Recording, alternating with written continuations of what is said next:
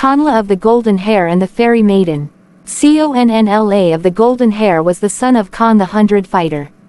One day as he stood with his father on the royal hill of Usna, he saw a lady a little way off, very beautiful, and dressed in strange clothes.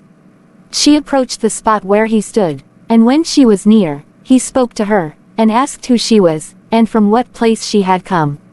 The lady replied, "I have come from the land of the living, a land where there is neither death nor old age, nor any breach of law. The inhabitants of earth call us She, for we have our dwellings within large, pleasant, green hills. We pass our time very pleasantly in feasting and harmless amusements, never growing old, and we have no fights or arguments."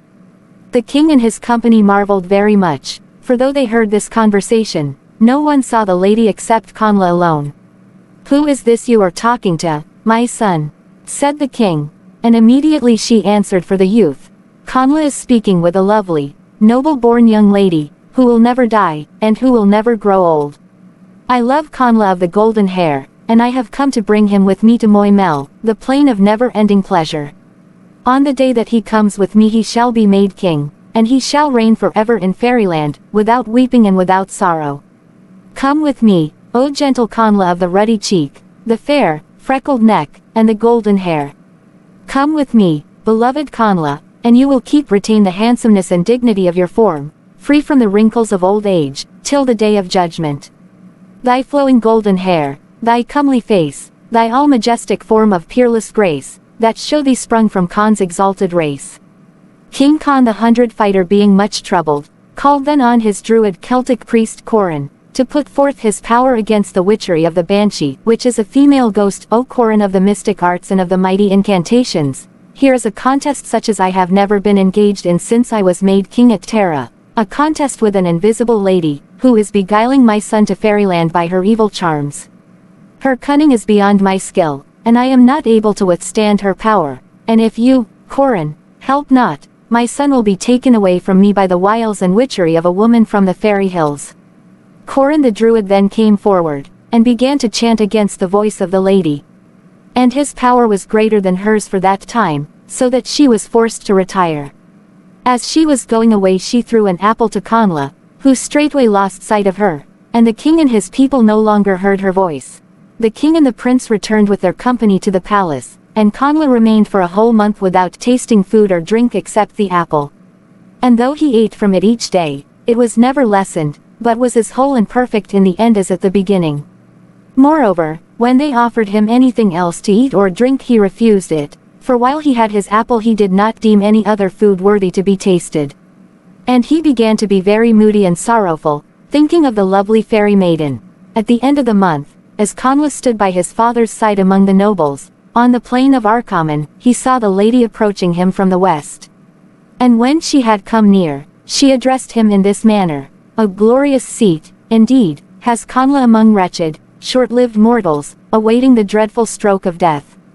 But now, the ever-youthful people of Moimel, who never feel age, and who fear not death, seeing you day by day among your friends, in the assemblies of thy fatherland, love you with a strange love, and they will make you king over them if you will come with me." When the king heard the words of the lady, he commanded his people to call the druid again to him, saying, "Bring my druid Corin to me, for I see that the fairy lady has this day regained the power of her voice." At this the lady said, "Valiant Conn, fighter of 100, the faith of the druids has come to little honor among the upright, mighty, numberless people of this land. When the righteous law shall be restored, it will seal up the lips of the false black demon, and his druids shall no longer have power to work their deceitful spells."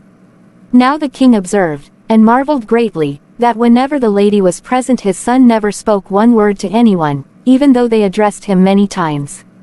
And when the lady had ceased to speak, the king said, "Connla, my son, has your mind been moved by the words of the lady?" Connla spoke then, and replied, "Father, I am very unhappy, for though I love my people beyond all, I am filled with sadness on account of this lady."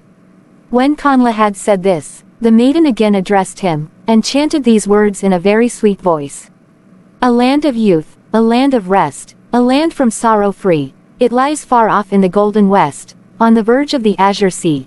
A swift canoe of crystal bright, that never met mortal view, we shall reach the land before fall of night, in that strong and swift canoe, we shall reach the strand of that sunny land, from druids and demons free. The land of rest in the golden west, on the verge of the azure sea. A pleasant land of winding vales, bright streams, and verdurous plains, where summer all the live-long year in changeless splendor reigns. A peaceful land of calm delight, of everlasting bloom. Old age and death we never know, no sickness, care, or gloom, the land of youth, of love and truth, from pain and sorrow free, the land of rest, in the golden west, on the verge of the azure sea. There are strange delights for mortal men in that island of the west, the sun comes down each evening in its lovely vales to rest. And though far and dim in the ocean's rim it seems to mortal view, we shall reach its halls before the evening falls, in my strong and swift canoe, and evermore that verdant shore our happy home shall be, the land of rest, in the golden west, on the verge of the azure sea. It will guard you, gentle Connla of the flowing golden hair, it will guard you from the druids, from the demons of the air, my crystal boat will guard you, till we reach that western shore, when you and I in joy and love shall live for evermore. From the druid's incantation, from his black and deadly snare, from the withering imprecation of the demon of the air, it will guard you, gentle Connla of the flowing golden hair, my crystal boat shall guard you, till we reach that silver strand where you shall reign in endless joy, the king of the fairyland. When the maiden had ended her chant, Connla suddenly walked away from his father's side, and sprang into the Pphra, the gleaming, straight gliding, strong, crystal canoe. The king and his people saw them afar off, and dimly moving away over the bright sea towards the sunset.